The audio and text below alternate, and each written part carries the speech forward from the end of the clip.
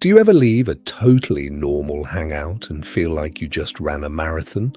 Nothing dramatic happened, no conflict, no big conversation, just people talking, laughing, existing. And somehow you come home and collapse. You're not antisocial. You're not tired of your friends. Something else is going on, and today we're going to break it down. If you've ever wondered why being around people drains you faster than it seems to drain everyone else, here's what's actually happening. Number one, your brain is running more processes than theirs. Most people take in a conversation at surface level. Words, tone, maybe a little body language. Your brain does that too, but it doesn't stop there. You're also catching the shift in someone's energy when a topic gets uncomfortable. The hesitation before they answer a question honestly. The difference between what someone is saying and what they actually mean. Psychologists sometimes describe this as sensory processing sensitivity, a trait where the nervous system takes in more environmental and emotional detail than average and processes it more deeply before responding. It's not that you're overreacting to a room, it's that you're actually perceiving more of what's in it. Every extra layer you notice takes energy to process. Multiply that across a 2-hour conversation, and it makes sense why you're wiped out and everyone else is just getting warmed up. Number two, you're not just listening, you're managing. Ever notice how you naturally soften a tense moment or redirect a conversation before it turns awkward, or check in on the quiet person in the group without even thinking about it? That's not a coincidence. Highly perceptive people often become the unofficial emotional regulator of a room. You clock discomfort before others do, so you act on it, usually without realizing you're doing it at all. This constant background labor, reading the room and adjusting yourself to keep things smooth, is invisible to everyone but you. It doesn't show up as an obvious task, but it still costs energy, real, measurable energy. So while it looks like you're just sitting there having a conversation, part of your mind is quietly working the whole time. Number three, your exhaustion is not weakness, it's evidence of depth.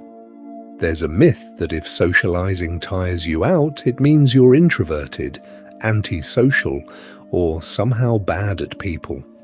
But a lot of highly perceptive people love connection.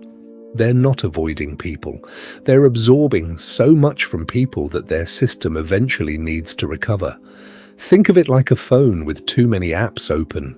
It's not broken, it's just working harder in the background than a phone running one app at a time.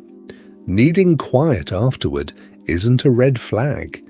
It's confirmation that you were genuinely present and engaged, not checked out. Number four, your nervous system doesn't get a break in groups.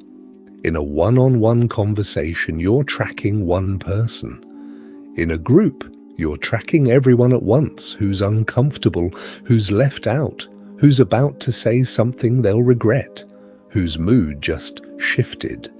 Your brain doesn't switch that awareness off just because there are more people to monitor. If anything, it works harder to keep up. That's why an hour in a large group can feel more draining than 3 hours with one close friend. It's not about how much time passes. It's about how much your system is actively processing during that time. Group settings simply ask more of a highly perceptive brain, whether you're aware of it or not. Number five, you need recovery, not isolation. Here's the important distinction. Being drained by people doesn't mean you need to avoid people. It means you need space to process afterward. Highly perceptive individuals often benefit from what some psychologists call sensory downtime, quiet, low stimulation time that lets the nervous system settle and reset. That might look like sitting in silence after a gathering, journaling out everything you picked up on without meaning to, or just not talking for a while. This isn't you being dramatic or difficult, it's maintenance. Your system took in a lot, and it needs a moment to put it all away before it can take in more. And here's something worth remembering. The same sensitivity that exhausts you in a crowded room is often the reason people feel deeply understood by you. You're the one who notices when a friend's laugh doesn't quite reach their eyes. You're the one who remembers the small detail someone mentioned once weeks ago because it mattered to them. That perceptiveness isn't a flaw to manage. It's a strength that happens to come with a cost. So the next time you leave a gathering feeling completely drained and everyone else seems fine, remember this. You're not too sensitive. You're not socially exhausted because something is wrong with you. You're processing more than most people even realize is happening in a room. You're not broken. You're not too much. You built to notice what others miss. And that takes energy most people never have to spend.